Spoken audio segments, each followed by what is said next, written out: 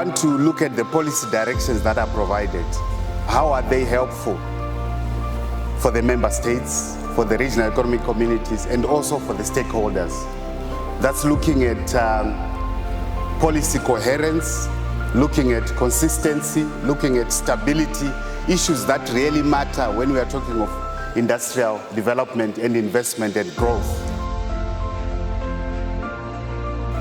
So we'll look at the policy brief on domestication, which is the translation of agreements at regional level to the domestic environment so that they become also justiciable.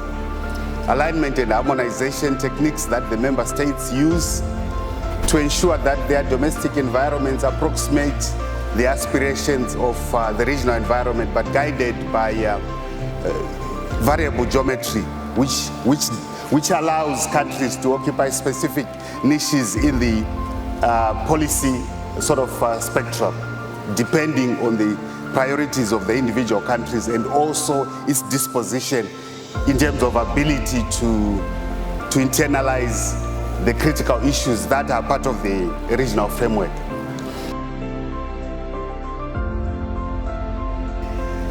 The heavy lifting in terms of industrial development is undertaken by the private sector, and it is important that we bring them to the table as we elaborate and discuss industrial development. That's why we have the private sector amongst us, to ensure that what we are saying is not in space, but is informed by their direct experience and activities, especially given the challenges that are there today. They've got recommendations, they've got policy directions that they are presenting, and we are going to review that.